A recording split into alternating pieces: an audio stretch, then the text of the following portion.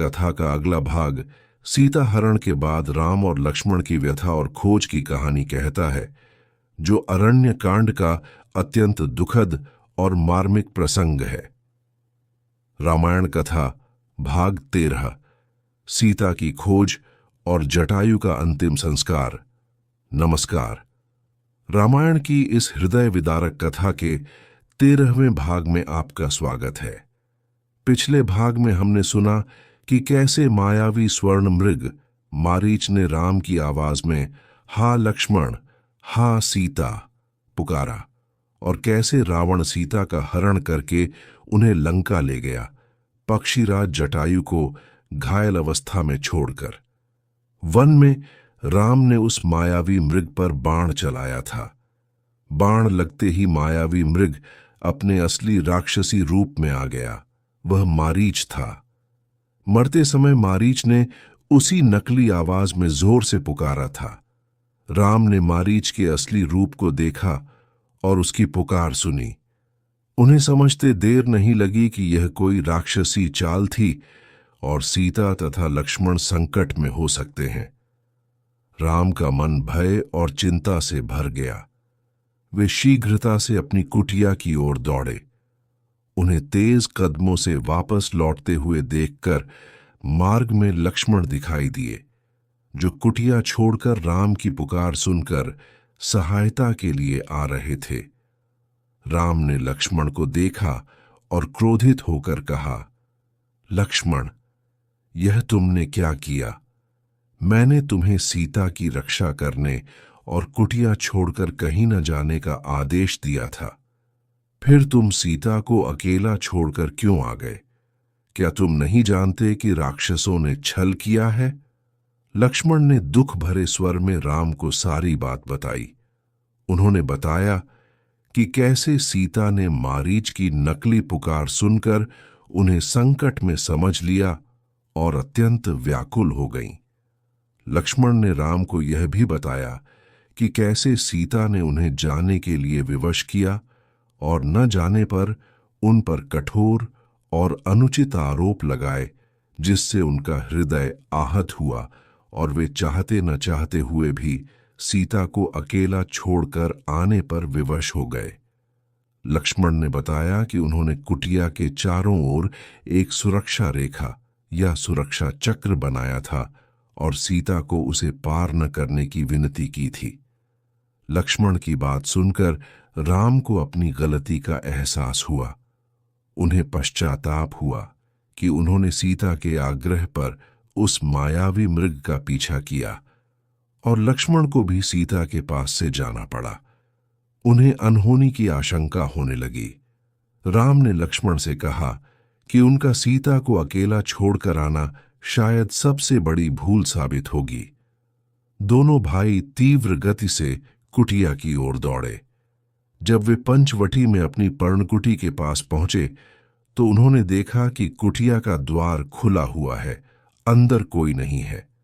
वस्तुएं अस्त व्यस्त पड़ी हैं, जैसे कोई संघर्ष हुआ हो। कुटिया सूनी थी। सीता वहां नहीं थी। सीता को कुटिया में न पाकर भगवान राम की दुख की कोई सीमा न रही। उनका हृदय विरह और शोक से फट गया। वे जोर जोर से विलाप करने लगे। उन्होंने सीता का नाम लेकर पुकारा। वे कुटिया के अंदर बाहर आसपास हर जगह सीता को खोजने लगे। राम व्याकुल होकर वन में घूमने लगे। वे वृक्षों से, लताओं से, पशुओं से, पक्षियों से और गोदावरी नदी से सीता के विषय में पूछने लगे। वे कह रहे थे, हे वृक्षों, क्या तुमने मेरी सीता को देखा है? हे लताओं, क्या वह तुमसे लिपटकर गुजरी है? हे गोदावरी, क्या मेरी सीता ने तुम्हारे जल में स्नान किया है? राम का विलाप सुनकर वन के जीव भी दुखी हो गए। लक्ष्मण भी राम के साथ सीता को खोज रहे थे। वे स्वयं भी दुखी और भयभीत थे, लेकिन उन्होंने धैर्य रखा और राम को सांत्वना देने का प्रयास किया। उन्होंने राम से कहा कि वे हिम्मत न हारें और सीता को खोजने का प्रयास करें। वे वन में दूर दूर तक भटकते रहे, खोजते खोजते उन्हें मार्ग में टूटे हुए वृक्ष, उखड़ी हुई लताएं, टूटे हुए रथ के टुकड़े, टूटे हुए बाण और बड़े बड़े पंखों के टुकड़े बिखरे हुए मिले। उन्हें धरती पर खून के निशान और बड़े बड़े पैरों के चिन्ह राक्षस के भी दिखाई दिए। यह सब देखकर उन्हें विश्वास हो गया कि यहां अवश्य ही कोई भयंकर संघर्ष हुआ है और सीता का हरण ही हुआ है। वे उन चिन्हों का अनुसरण करते हुए आगे बढ़े। यही मार्ग उन्हें उस स्थान पर ले गया जहां पक्षीराज जटायु घायल अवस्था में पड़े थे। उन्होंने दूर से एक विशाल पक्षी को खून से लथपथ धरती पर पड़ा देखा। लक्ष्मण ने उसे देखकर कहा कि शायद यह वही राक्षस है जिसने सीता को खा लिया है। लेकिन राम निकट पहुंचे और उन्होंने ध्यान से जटायु ने उन्हें देखा। उन्होंने अत्यंत क्षीण स्वर में राम को पुकारा।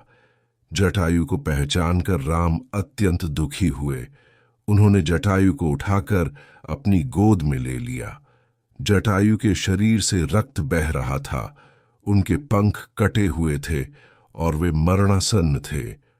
राम ने दुख से पूछा, पक्षीराज, आपको यह चोटें कैसे लगीं? क्या आपने सीता को देखा है? क्या किसी राक्षस ने आपको यह दशा दी है? जटायु ने अत्यंत कठिनाई से सांस लेते हुए राम को सारी कहानी सुनाई। उन्होंने बताया कि कैसे जब वे सो रहे थे तब उन्होंने रावण को सीता का हरण करके ले जाते देखा। जटायु ने बताया कि रावण सीता को बलपूर्वक आकाश मार्ग से दक्षिण दिशा की ओर लंका ले जा रहा था। जटायु ने बताया कि कैसे उन्होंने अकेले ही उस बलशाली रावण से युद्ध किया, कैसे उन्होंने रावण के रथ को तोड़ दिया और उसके सारथी तथा घोड़ों को मार डाला, लेकिन रावण ने अपने खड्ग से उनके पंख काट दिए, जिससे वे यहां गिर पड़े। जटायु ने बताया कि रावण ही सीता को ले गया है। इतना कहकर जटायु ने रावण का नाम, उसके रूप का कुछ वर्णन और उसके जाने की दिशा बता दी। उन्होंने राम को यह महत्वपूर्ण सूचना दी कि सीता को रावण ले गया है और वह दक्षिण दिशा में लंका की ओर गया है। यह सूचना देने के बाद धर्म की सेवा करने वाले पिता के समान पूजनीय जटायु ने राम की गोद में ही अपने प्राण त्याग दिए। उनका शरीर शांत हो गया। राम जटायु की मृत्यु से अत्यंत दुखी हुए। उन्होंने जटायु को अपने पिता महाराजा दशरथ के समान माना। उन्होंने विलाप किया, जिसने मेरे लिए अपने प्राणों की बाजी लगा दी, वह भी मुझे छोड़कर चला गया। राम और लक्ष्मण ने मिलकर पक्षीराज जटायु का अंतिम संस्कार किया। उन्होंने जटायु को चिता पर रखकर अग्नि दी और पिता के समान उनके लिए सभी राइट्स संस्कार किए। राम ने जटायु को परम गति प्राप्त होने का आशीर्वाद दिया, क्योंकि उन्होंने धर्म की रक्षा के लिए अपने प्राण दिए थे। जटायु का अंतिम संस्कार करने के बाद राम और लक्ष्मण ने आगे दक्षिण दिशा में सीता की खोज करने का दृढ़ निश्चय किया, जैसा कि जटायु ने बताया था। यह था रामायण कथा का 13वां भाग। हमने सीता हरण के बाद राम और लक्ष्मण की व्यथा, उनकी खोज और घायल पक्षीराज जटायु से भेंट की मार्मिक कहानी सुनी। जटायु ने ही उन्हें सीता के अपहरणकर्ता रावण और उसके जाने की दिशा के बारे में बताया, जिससे राम और लक्ष्मण को सीता को खोजने का मार्ग मिला। जटायु का बलिदान धर्म और निष्ठा का प्रतीक है। अगले भाग में हम देखेंगे कि राम और लक्ष्मण अपनी खोज यात्रा जारी रखते हैं। उनका सामना एक और भयानक राक्षस से होता है और कैसे वे किष्किंधा की ओर बढ़ते हैं, जहां उनकी भेंट एक ऐसे व्यक्ति से होगी जो सीता को खोजने में उनकी सबसे बड़ी सहायता करेगा। यह कथा अब अरण्य कांड के अंतिम पड़ाव और किष्किंधा कांड के आरंभ की ओर बढ़ रही है। रामायण की यह खोजपूर्ण और संघर्षमय गाथा जारी रहेगी। यह रामायण कथा का भाग 13 है, जो जटायु के अंतिम संस्कार तक कवर करता है।